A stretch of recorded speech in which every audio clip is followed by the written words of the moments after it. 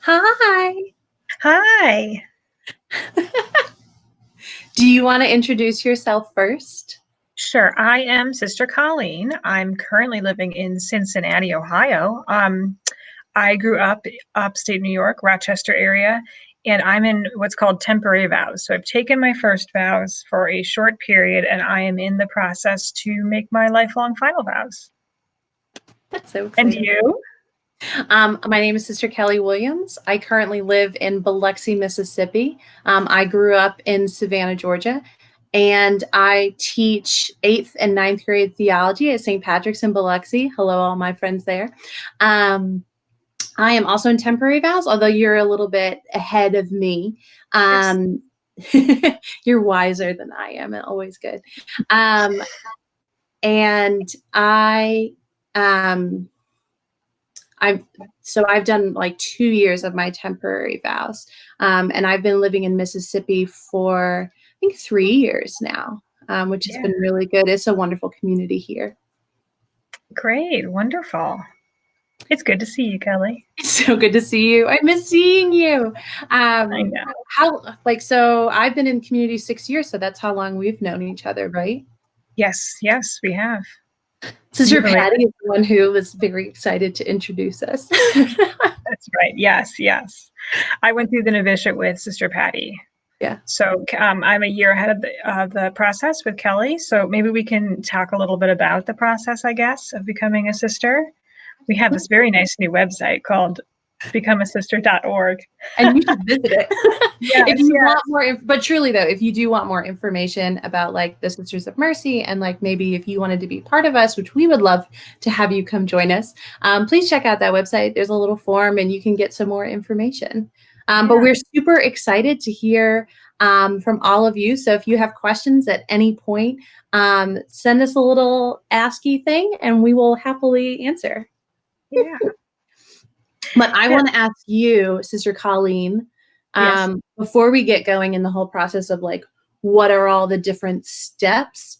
Like what brought you to Mercy? That's a great question. I went to a Mercy High School in Rochester, Our Lady of Mercy. And I knew some sisters and they were very nice. We all thought they were very nice ladies, but I thought like I would do something very exciting when I got older, obviously, and change the world. And that didn't, for some reason, I was like, well, sisters don't do that. I'll just, if I become a sister, I'll just live there and teach there for the rest of my days. And that doesn't sound very exciting. And now I'm like, that's so silly. But I liked them. I liked them a lot. And I thought it was a nice thing for somebody to do. And then when I went to college, as I was graduating, I had thought about doing a volunteer year of service. And I applied and was accepted to Mercy Volunteer Corps, which is like a one-year service program. And you live in community with other volunteers for a year, and you live simply, and you serve in different ministries. And a lot of them are Mercy ministries. So you end up meeting a lot of sisters, and they're very supportive. They will, we had sisters who helped us try to fix our washer, and sisters took us to concerts that they got tickets to, and really wonderful. And I just loved their life, and it was so great. And I just found myself like being drawn to it, and I kept hoping for like a very clear sign, because I was like, well, I'm not religious enough. I don't know about this. And finally, was one sister was like, you don't have to be 100% sure, you're allowed to just try it out. And I was like, oh, so I did. I went home and started the application process, and it's been like a very gradual process for me. Like I desperately wanted like a very clear sign from God, but it was just a very a sense of kind of coming home and just like feeling right a lot of the time. Nice. Yeah. Thank you. We do have some questions, so do you want to hop over and we can answer some of those? Sure. So what is the best part about being a sister? What is the best part of being a sister? I always say it's like the best part is also the worst part, and it's always community. Like I love my community so much, but it is an adventure of like learning to live with new people who are not related to you, and yet there's such a profound joy that is found within it. Like, because even at the end of the day, like we all have the same charism, we all have the same call. And so we may be very different people, but we're all like united in this mission that we have. And so I think that's always my favorite part is community. And I mean, like the gift of, like, especially I think right now in all of this adventures of so much more digital, I'm really grateful that I've entered the community at this time in my life and in this time in the world, even because it's allowed, like we have so many technological aids to be able to like connect. Like you're in Ohio and I'm in Mississippi and we talk to each other every day. I just got off a text with another sister. I live with 4 sisters in my house. So like I get to see other sisters that are here. Like it's been really nice to be able to like feel rooted in this community. Mm-hmm. What about you? Yeah. Well, the community is really wonderful. And the sisters we make it a point to kind of get the younger members together, which has been really lovely for me, just to meet other women that are very strong in their faith and very creative and real go-getters. I mean, we do have some sisters who are out there changing the world. And I just love that. I love that. Our next question is, what social justice issues are sisters involved in? Take it away. All of them. So it's interesting because folks have asked, like, well, what do sisters do? And the answer is pretty much whatever, as long as you can kind of fit it into what we call our critical concerns. So like we really have this, it came out of one of our chapters several years ago of, these are the areas that are critical for us. And so I hope I get them all. There's women, there's immigration, racism, peace, care for the earth, creation, water. Yeah. I feel like water is a bigger thing. And I always like say water, but I think it's here. We're doing great. We're doing really great. Earth. We have some help now from our tech people who are so good. God bless them. Earth, women, anti-racism, immigration. So we're doing good. And maybe.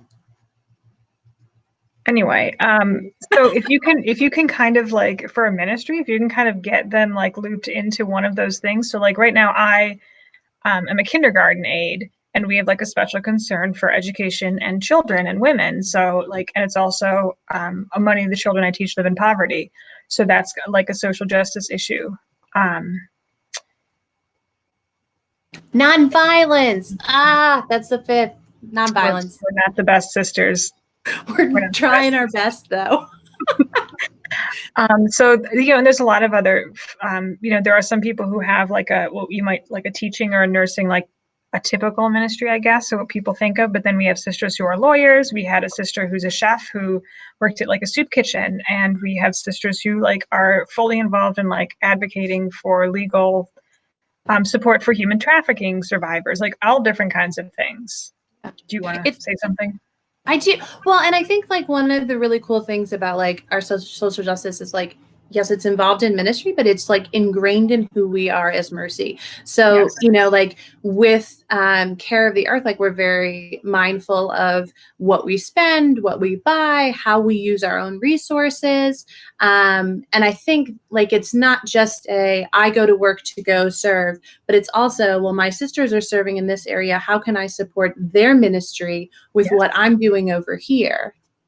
And I love that because it's not one person trying to save the whole world all by themselves, but it is this group of people trying to work together and lift up each other. Yeah, it's very nice. Very nicely said. Thank you. What education requirements are there to become a sister? Are there? I mean, I think. Well, so we, back in the day, sisters used to take women very young, right out of high school. And we as an order, we don't do that. And we ask that women who are interested either come to us, either having attended college or having some significant work experience. There's no requirement that you have to have a degree or like a higher education. I know there are sisters who have come in who have not gone to college. And I think because education is important to us and we'd like to be able to give our best, like we will do our best to educate the sisters. I don't know that there's anyone what I'm sure that there is people who didn't finish high school or didn't attend, especially kind of back in the day, and they would kind of fill in, um, but I think that would certainly, we are looking for people who love education and who are interested in kind of furthering their studies. And there's quite a lot of like non-intimidating but big thinking like theological studies that we do have to do as part of the process. So I think it's just that you'd be able to like process all of that. Do you I got just a hard blank, but we're all good. So you serve in like you teach, you're specifically like, you want to talk a little bit more about your ministry and brag on it a bit? Because I know that you love it so much. Thank you. I teach in a Catholic school in Cincinnati, and it's actually, I love it because it's supported by the diocese. So it really kind of functions like Catholic schools back in the day. They take anybody that wants to go, and it's very, very low tuition, and many of the kids will get assistance. It's preschool through 8th grade. And we have someone whose job it is to help the 8th graders get into a good high school, because like, oh my gosh, some of these kids, it's like applying for college. They take tests and they do all of these different things. Whereas I kind of was like, well, there's the high school, I will go there. And there's a lot of options here. I just love it. I think it's a wonderful school. It's a wonderful place. Yeah. And I just like, I've always worked with children. And I thought my desire when I graduated from college was I was going to have my own classroom. I was going to become a classroom teacher, and I have yet to do that. And I've actually there was a little bit of sadness in there, but I actually have really enjoyed, I've worked as an aide in most of my positions. There's a little bit of freedom to kind of spend more time with like the social and emotional skills, and not less, but I'm not the person who has to do the grading, so I can take some time to get to know the kids and support the teachers and support the other staff too. Right. It's a good position. And you've had a couple different things. I have. So like when I first entered the community, I knew that like traditionally, and it's not always the case now, like we do have sisters who are involved in like just about everything, which is the coolest thing to me. Like we have sisters who are spiritual directors and sisters who serve as nurses and doctors and hospital administration and education and social work. We have quite a few sisters like who are even of our like newer sisters who are joining, who are getting their degrees in like social work, which I'm just thrilled about. We have sisters who support an orphanage. We have sisters who, you like you said about being a lawyer and like all these different incredible different ministries. So traditionally, like the Mercies were always known for like education, healthcare, and like social work and social justice. And so like when I entered the community, my biggest prayer was like, dear Lord, help me not be in healthcare. Like that's all that I don't want to do. And so I moved to St. Louis, like when I entered the community, and the available ministry was working in the emergency department at Mercy Hospital in St. Louis. And it was the best time of my life. I worked there for 18 months. I still keep in touch with the nurses and techs and doctors that I worked with. It was such an incredible experience for me. And it just opened my eyes to like that which I was so fearful of. God was like, no, but this is where you can grow. And it was amazing. And I missed the hospital and I missed that environment. It was really sweet. I'm not a morning person at all. So to be able to like go to work at 11 a.m. and leave at 11 p.m. the work for me was great. And balancing it with like community life was amazing because the sisters I was living with were so incredibly generous of like their own time. And they're like, we've lived with nurses, don't worry about it. And they would leave the light on because they'd be in bed by the time I got home at like 11:30 at night. And there would literally be a light on. And there was one day I came home and our whole neighborhood had lost power. I don't know what had happened. I think there was a storm or something. And I was like, oh, well, there won't be a light. And I pulled up to the house and there was a little light in the window and they had put a flashlight out. Oh, So that there would be a light when I got home. And like, there's like the amount of things that like we do as like sisters for each other, for our communities has always been what has just like humbled me so much and has been such blessing. So that's like, I will remember that forever and ever. I always love it. I love that. I know. They're so good. I miss them. When in the process of journeying toward community, did you begin to feel that you were part of the community? Ooh, that's a good one. That is, and it's hard to pin down, because there are days like when I first was in, I was like, what have I gotten myself into? What is going on? Have I lost my mind?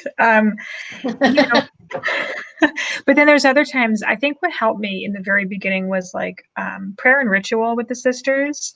That, like we have this beautiful prayer book that was put together by several of our sisters, like 25 years ago, maybe. It's just so beautiful. And to know that like sisters around the world are praying that, and sisters down the street are praying that, like that really kind of helps you feel like, oh, I'm part of this. I mean, but there's still times now that I'm like, okay, I clearly am not part of this group. Some sisters have lived together a really long time and they've got all these jokes and stuff, or they'll be talking about like, well, I taught so and so, and then his brother was the bishop of so and so, and his sister was a sister, because they've been around for a while. So every once in a while, it's like, hello, or I'll see like my friends. I have a lot of friends getting married and having kids, and the sisters will go, oh, that's so exciting, you get to go to their wedding. We were not allowed to do that. So like there is sometimes like these little like, oh, like moments where you realize how different our lives are. But it's really wonderful, because a couple of years ago, I had a period of some illness, and I was so worried about like how the sisters were going to respond. And they were just like, oh no, of course, like you're one of us, we will take care of you. And I had a lot of feeling like, well, I'm young, I shouldn't be getting sick. I should be taking care of the older sisters. And they were like, no, it's fine, and that was really beautiful. And since then, it's like, no matter what, what I'm feeling or what I'm doing, like I am part of this community, for better or for worse, depending on what day I'm having. Yeah. I think for me, like it really, I've just had so many moments of like, you are part of us. And like people, like sisters coming up and like, you're our new one, right? You're the new person. And like all of these, like the like daily embrace. But when I moved into community, the first community I moved into, this, like one of the sisters who is my best friend, Sister Diane. And I don't know if Sister Diane's watching, but if she is, you know that you're my best friend. And I will not reveal your age because I love you. And so she had put like a rose in my room, and they had put like a stack of like thank you cards in my room to like welcome me to the community. And like, I was just like, this is my home. And like, I'd lived alone, and I'd lived in an apartment, and there was not a rose in my like apartment when I moved in, and it was me like trying to get stuff and figure this all out. And like, suddenly I move into this home, and this is my space in this home. And like, this is me being part of this community. But I think I've always had like, you and I were talking earlier about like my vocation story. And like, I had like, my like big experience of this, but like when I didn't have the like overwhelming, like you need to join Mercy kind of feeling like suddenly, but it was that I was just, like you said, I was coming home to this. And I have found like throughout my religious life that like, I didn't have the initial like flashing light, this is Mercy, but I've had like reminders of like, this is why you're home. This is why you're home. This is where you're home. Like, and that growing feeling of being part of a community, whether it's when I go to visit certain sisters who I haven't been with in a while, and they go, we know that you want to take a selfie. Can we do it now? And I'm like, yeah, absolutely. Like there's that expectation of like being welcomed as who I am as a person, and welcoming my sisters as the same. We did get a question about, do you get to go home and visit your family? And 100% yes. And I know that like when I was entering the community, my sister-in-law called me and she was like, listen, are we going to be able to like see you? Are my kids going to be able to see you? Like, she was very nervous. She was like, is this going to be a Sound of Music thing where my kids are banging on a gate, like not being able to see you? And thankfully in our community, like, family is part of us. Like when you enter the community, your family is going to enter it whether they want to or not, and they're going to be a part of it. And like when I entered that, like I have I have 5 older brothers. I have 15 nieces and nephews, and like the most amazing sister-in-laws in the world. And they all had an opportunity to meet with a group of Mercies before I entered. And like I'm nervous about you joining, like went out the door as soon as they saw me in community. And they were all like, oh, wait, no, you fit here. Like this makes sense for you. So, and we like are encouraged, like, especially as new members, to like make sure you go home once or twice a year. My parents have spent many a Christmas in the convent. They personally love it. And they're always like, it's very nice. Like we get welcomed in to be part of it. And the sisters that I live with have always appreciated it. I mean, I like my parents, but it's nice to like have other people like them too. Yeah. Yeah. Oh, absolutely. We are certainly encouraged to do that. My father grew up Catholic and kind of the old school. And so, my mom and him were like, well, if this is what you feel called to, that's fine. And like, we miss you very much. And we, we'll come see you when we are allowed to. And I'm like, wait, what? Like, it's very open. The sisters would like families to be part of it. And, and the family really does become part of it. Well, my grandmother died when I was a novice, and several sisters came to the funeral, which was so beautiful because, I mean, they didn't know my grandmother very well, if at all. I think 1 or 2 of them did, but they knew me and they knew my family, and that to them was important. And it was so beautiful for my family to see that and to be like, oh, yes, we get Colleen back, but we also get, 20 other ladies here too, who also out. Yeah. Can you choose your own ministry? I mean, yeah, like, it's not like it used to be where it's, well, we need a sister here to teach 7th grade. So surprise, you're teaching 7th grade, even though you've never seen a child in your life. Like, I think we're encouraged to look for opportunities to help the poor. And like we said about the critical concerns, which we now know, something in that arena to help. We do have we have a vowed service, and we have a special concern for women and children. The text of the vowed service is to the poor, sick, and ignorant, which is the original wording. So the poor, the sick, which is where the healthcare comes from, and the ignorant is the teaching. So if you can kind of fit into any of those things, it's really okay. And they encourage you to kind of think of like, well, what are my gifts? What are my talents? Is there something within one of our ministries that needs to be done that I can do, or do I need to go out and look for something?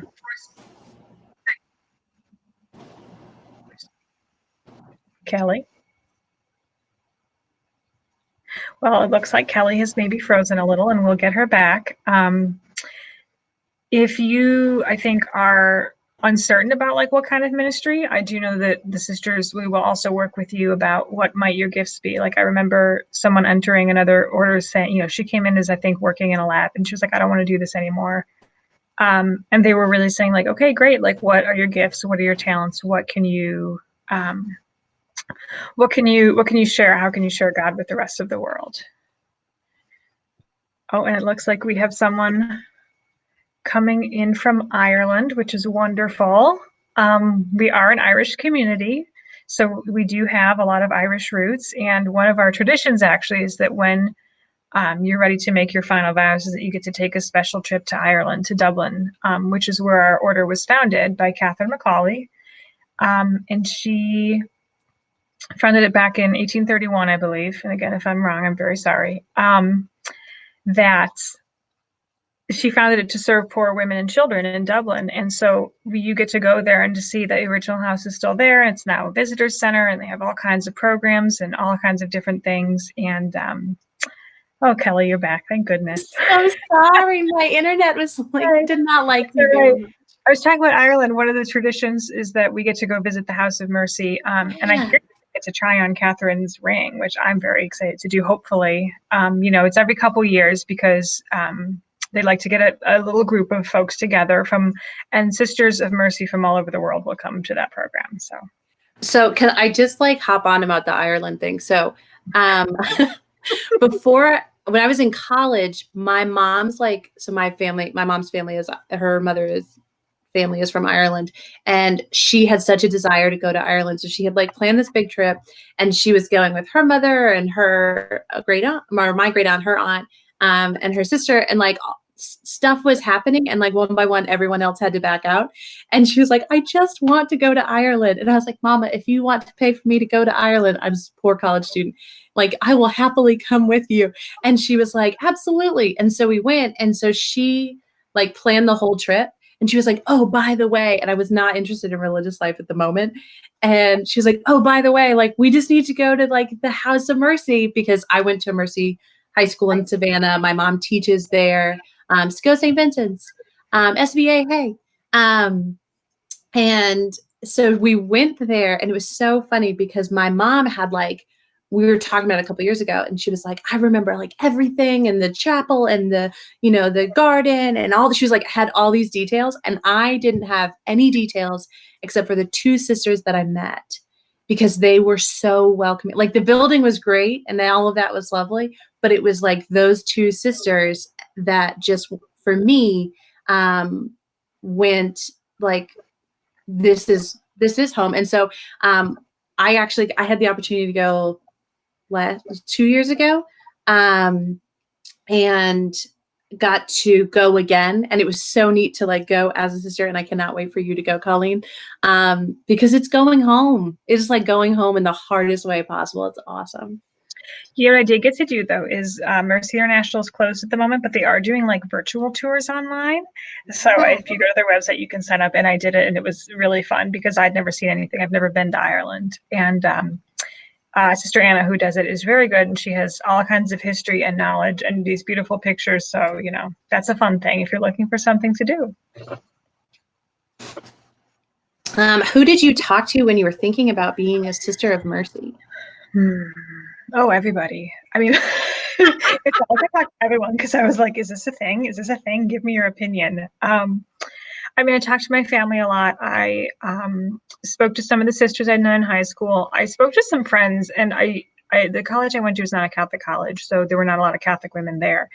But they respected my faith, and they kind of, you know, would listen to me talk a little bit about it. And from them even saying like, this might be something we can see you doing, that was like really nice for me. And then when, you know, I talked to I was a volunteer for a lot of it. So I talked to the other volunteers about it. And then there was a sister who had kind of started informally spiritually directing me. So she and I would talk about it, and she put me in touch with the sister who was the vocation minister at the time. And we kind of started to just discuss it a little bit, and it went from there. Yeah. It's so good. When I started like trying to discern, like I started a blog of like, I just need to figure out what I need to do. Because it wasn't like I need to become a sister. It was like, I don't know what God wants for me, but like, I feel like I should let God in on this conversation or this decision process. And so I started this blog, and it wasn't to be like directional, but just to be like, I needed a place to put all my words and all my thoughts and everything that I was kind of feeling. And so it was just trying to like come to terms with all of this. And so when I finally started discerning, I had, you know, like I told my parents very early on, like, hey, I think I'm discerning, but I don't know what and what this means. And both of them were incredibly supportive, which isn't always the case. And so I know that I'm like especially blessed with that. But they were like, okay, well, we'll pray for you, but this is like between you and God. So you're going to have to sort that out with God. And I started telling like a couple friends of mine, and they were all like, oh yeah, that makes sense. Like no one was surprised or shocked. It was just like, oh, okay, yeah. And I was like, well, you could have clued me in a little bit sooner on this one. I told my siblings in the worst way possible. I emailed them, but I have like all brothers, and they're very competitive, and I love them dearly. But I knew if I told anyone first, people would be more upset. So I emailed them, and they all responded in like various different ways of support. I had one phone call that was like a half hour long. Like, who's going to pay for your insurance? Are you going to have a cell phone? How is this going to work? Like all these things. And like the end of the phone call of me being like, I don't know, I'm not in this yet. I'm still trying to figure this out. he was like, all right, I think this is okay. And I said, what's okay? And he goes, well, like if you were getting married, like I'd have to vet your fiance and you're not. So I have to vet the Sisters of Mercy, was the way that he worded the whole thing. And I was like, okay, that's fair. I called when I finally was like, okay, I need to like find a vocations director. I called my mom because she's very close with the sisters in Savannah, even though I was literally across the street from like our regional headquarters. And she is good friends with Sister Lisa Griffith, who was teaching at St. Vincent's at the time. And so my mom was like, here's the vocations director's phone number and all that. And started making those calls. And like Sister Lisa was really helpful for my mom to kind of walk her through, like, I'd call my mom and be like, I have to do this, this, and this. And she'd be like, okay, now this is what this means. And I'm so grateful for that support, like for my mom, but also for me too, which is cool. What are the vows of poverty like? Everybody always wants to know about poverty. Great question. It means a lot of different things to a lot of different people, which I know is not a super helpful answer. But I mean, like in short, I mean, so we don't own anything personally. So like my car, the car that I use, it's not my car, you know, the car that I primarily use, it's registered to the Sisters of Mercy. And like, I don't have my own personal bank account. Like I write out a budget of what I think I'll need and, you know, send it to the community and it's taken care of. And then I get like a little stipend of some cash. And then that's my responsibility to take care of that and whatever I need. I mean, like, but I need very little. Like I don't, you know, my health insurance is taken care of, my car payments, like my phone, that is all taken care of in the budget. So like really when you get down to it, like I remember one sister talking to her kids and being like, do you think your parents have a couple $100 at the end of the month, like just to do whatever they want? And they were like, no. You know, and the amount varies from sister to sister, whatever you think is appropriate for your needs. So that's kind of the like money part. But also is about like your attitude towards things. Like we're really encouraged not to be possessive and to be open to sharing what we have and to try to live with less than what we think we need. And I think a new dimension that's kind of opening up lately is like, what about the earth in part of this? Because like, I remember when I first entered, I was like, spend as little money as possible. That's my, like, that's what it means. And then I had this talk with the sister who was like, well, like, that's part of it. Yes, we shouldn't be, you know, throwing our money around, but like we also are able to, you know, maybe buy some detergent that's better for the earth, even if it costs a little bit more, you know, like, so it's kind of a lot of things all like mushed together. I hope that's helpful. That's very good. Thank you. Someone asked us to describe like the steps of the whole process. And also, if you'd like more information about that, you can go to becomeasister.org, and they would be very happy to help you with that. But we work our way through that as well. So the first part, really discern like formally like a year before.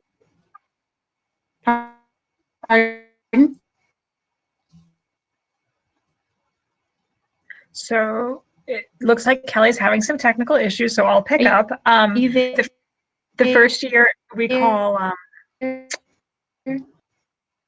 first year we call candidacy was when you enter, and so you I entered in Buffalo after this ceremony, and after about 6 to 12 months of like discernment with the vocation minister, and you live with the community. But I had my own ministry, my own job. I took care of my own money. I took care of my car payments. So it's really like you get to kind of try out the lifestyle a little bit and meet the sisters. And if you, after 2 years, if you think that that's for you, you can apply to become a novice. And the novitiate is a year of intensive prayer and study. So at that point, the community becomes like financially responsible for you, and you do not have to work. You don't have like a paying ministry because you're in classes and you're studying and you're praying and you have a day of silence. And we all come together for that as novices. So like when I was a candidate, I knew that there was another sister in Ohio and I was in New York. And we had entered the same, you know, month in different places, but we knew that we would be coming together in the novitiate, which was in St. Louis. It's now in Philadelphia. So we move it around to keep things interesting. And it was in Texas right before us. Pardon? Wasn't it? It was in Texas too before. It was in Laredo. And it's been more, it was in Cincinnati at one point too, for some people. So the you call it canonical novice. The white-veiled novices way back in the day. So that's the year of prayer and study. And then after that year, then you go and you live in a community, and you're still a novice, but you have a ministry. And so you still have a day of silence, but you're starting to learn how to balance your prayer and your ministry, your contemplation, your action is the phrase that we always use, which is like a lifelong issue that we're all working on. But do you want to talk about temporary vows? I would love to. I know. I don't know what's going on with my internet. So you ask, and all of these different steps, like there's a conversation that takes place of you asking the community and the community evaluating, like, like, are you a good fit for the community? Are we a good fit for you? And so you ask to be received as a novice. You ask to be received for vows. And so the vows that we profess are poverty, chastity, obedience. And then we have that fourth vow of service. They're temporary. So they are to try it out a little bit and like live life as a sister with all the same like specific, like day-to-day life.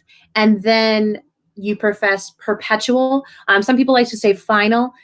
Perpetual, they're ongoing, they're lifelong, is the way that we use it in community, but for like final vows. So when you and I professed our temporary vows, like it said in the vows, like I will profess these vows for 3 years. And it was very specific on the timeline. And so then at the end of 3 years, you can, choose to renew your vows. Like maybe you're not quite ready for the perpetual vows, or you can ask to be, to go forward with your perpetual vows. Sister Mandy is here, and she commented about the icons of Catherine behind us, which we both have. And Catherine McCauley, if you don't know, she's the foundress of our community, and she's pretty awesome, and we love her. I'm getting mine. We don't actually have any pictures of her, which I love. So this is an icon that was written by Judith Nemeth, and it was given to me when I entered, and I just love it. You'll notice she's not in a habit because she did not intend to found a religious community. And she wanted her sisters, when she did, to be able to dress in the dress of the people, which is one of the reasons why we don't wear a habit at the moment. We did in the past. But yeah, there's lots of different artist interpretations. And I also have in this little book here, I think, there's like this painting that you might have seen. Yeah. And I recently— it's in almost every Mercy school. Well, I found out on my little tour of the international, like that is not Catherine McCauley. It was some sister who didn't even know her, that they were like, she looks like her. Like the people who knew Catherine McCauley were like, she looks just like her. We're going to paint her picture, which I just love. That's amazing. I got mine for the end of my novitiate from my novice director, and I don't remember who did that one. Someone asked us to talk about like vocation ministers, because I'm sure we've used that term multiple times. And so a vocations minister is someone who like helps walk with you before you enter the community. So like when you're discerning, and like most people like kind of discern a bit and then get into start their prayerful conversation with God, like before they even start a conversation with anyone in a community. And so that person is to kind of walk you through the process before you enter the community, to like guide, so that you're not trying to figure all this out by yourself. Because it is community, and that's part of it, is we do things together and we share together. Yeah. So like, just to be clear, the vocation, like when we talk about our vocation ministers, they are Sisters of Mercy. Like if you were to enter any community, your vocation minister would be someone from that community. Like if you're discerning, like I did speak to some other orders before I entered, and they certainly want to know, like, not in like a competitive way, like who else are you thinking about, but like they want to know about your spirituality and like what else is drawing you. So you can talk to anybody about that. I mean, you could talk to a priest, a brother, anybody, a sister. But when you enter, that's the vocation minister, like that's her job or his job, if you're in a men's community, to kind of help you kind of learn the life a little bit more. Does that make sense? Yes, very good. Okay. So Colleen and I have had like a good many adventures together, but this past year, through the support of our community, God bless everyone involved in it, we got to go on the coolest trip. We did. We went on a 2-week road trip that covered it was like 2,000 miles. It was so in a good way. It was a lot. It was a lot. Most of New England. It was most of New England. But so this we're like, I guess we're in like 176, 177 now. Is that what year we are for Franklin? Yeah, I guess it would be. So we've been in like the United States for like over 175 years. But like, so for the big anniversary, everyone was doing all these different things to kind of commemorate it. And Colleen and I were talking about like, how cool would it be like if we kind of followed where the first Sister of Mercy, who is Frances Ward, who is a very good friend of our good friend Catherine, and where she went. And this girl covered some ground when she got here, and we had to cut out part of her trip because we were like, we physically can't make it. She got as far, like she like came to like Erie and like Pennsylvania, and like what went to Maine, went to like all these different places, but like made as far west as Chicago. So we were sorry to our sisters in Chicago who are great and doing great work at Misericordia, especially too. But we didn't quite make it that far out. But we got to like go and visit all the different places where she set up foundations or like new houses of mercy, and talk with our sisters who were there and like get their take on the local history of it. And it was so cool. Yeah. And I mean, she did all this in like 40 years. And we were like, what can we squeeze into 2 weeks? It was so fun though. It was really fun. And like some of the places, you know, sisters would take us and be like, well, this building, like in Pittsburgh, where they originally landed, it's now like a high rise.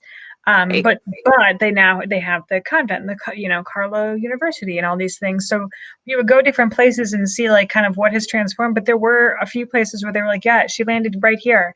Like when we were in Maine, Kelly, Maine.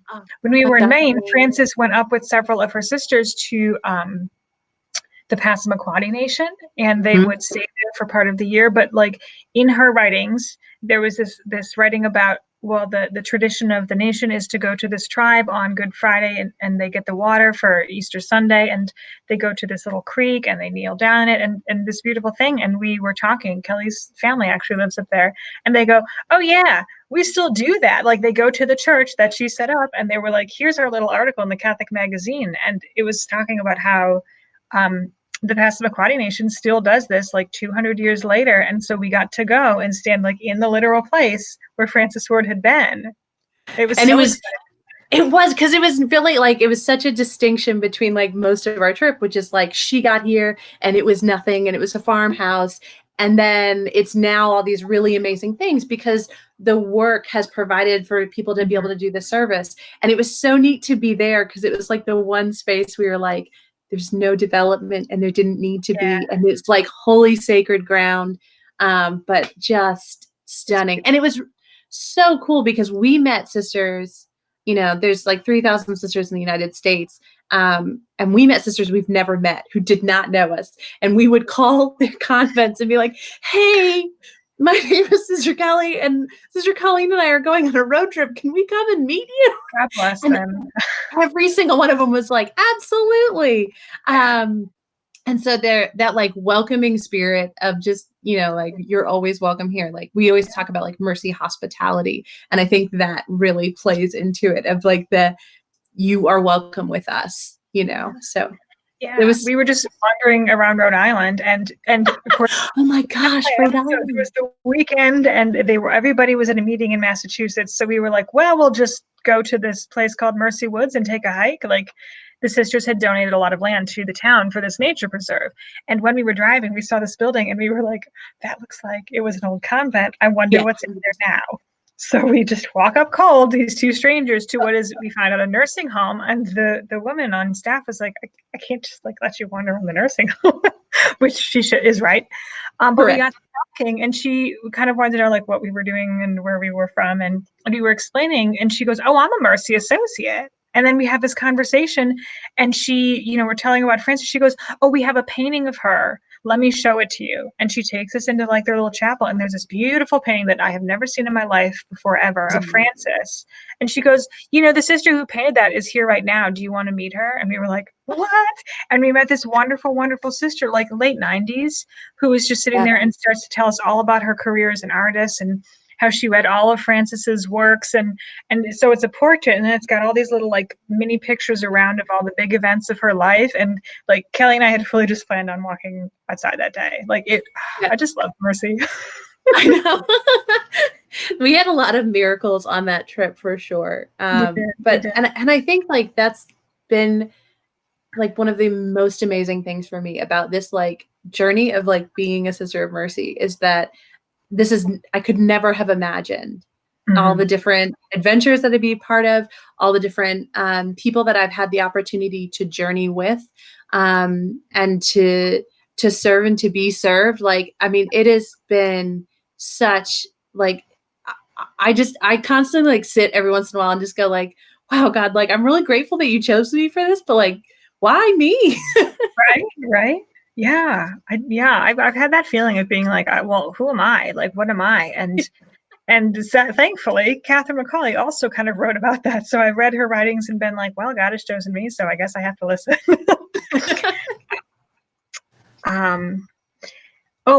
I mentioned this woman was a Mercy Associate, and that might not be something that's familiar. So there are several ways. As when I was in high school, the sisters came in and said, if you want to stay invested in Mercy, like here's ways you can do that.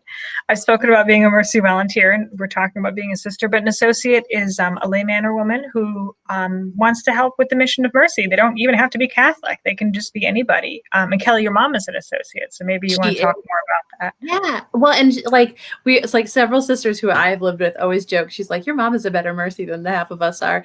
Like, because it's sharing in the service, but it's also sharing in our spirituality, sharing in our prayer life. And it's such a really cool opportunity. So like we gather together here locally with the associates on like the Gulf Coast area, and we get to kind of get together and share about our lives and share about our prayer journeys. And it's so profound, and it kind of brings awareness to both of us, like to both groups, but even still like all being wrapped in mercy.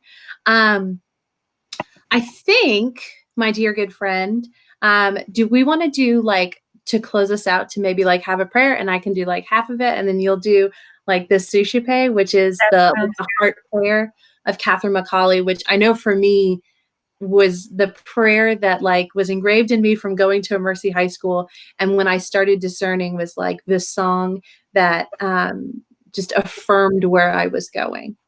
Does that sound like a plan? That sounds wonderful. Maybe we should just say though, if we didn't get a chance to answer your question, right. I believe we can message us on Facebook, the Sisters of Mercy, not me. Yeah. I'm maybe. And so if you have questions about the process of becoming a sister, it's at becomeasister.org, or we have our Mercy website. Both Kelly and I are on social media, and you can message our Facebook. Somebody will get to you. And thank you everybody for watching. Oh my gosh, thank you so much. This was so fun. You all got to just share in on our like daily FaceTime. It's wonderful. It's wonderful. It is. It's a glorious thing to be a Sister of Mercy, Kelly. Oh, you said it. It's our phrase. I love it. I did. All right. Well, let us begin in the name of the Father, Son, and the Holy Spirit. Amen. Lord, we thank you for this day. We thank you for the blessings that you've given us. We thank you for this opportunity to share our joy of religious life with people throughout the world. Help us to share your love with everyone that we encounter. And so this is Catherine's prayer, and actually I've been praying it every day for quite a while. It is really beautiful. It goes, my God, I am yours for time and eternity. Teach me to cast myself entirely into the arms of your loving providence, with the most lively, unlimited confidence in your compassionate, tender pity. Grant, O most merciful Redeemer, that whatever you ordain or permit may be acceptable to me. Take from my heart all painful anxiety, suffer nothing to sadden me but sin, nothing to delight me but the hope of coming to the possession of you, my God and my all, in your everlasting kingdom. Amen. Father, Son, Holy Spirit. Amen. Thank you all so much. Have a blessed day. Thank you. Be so kind.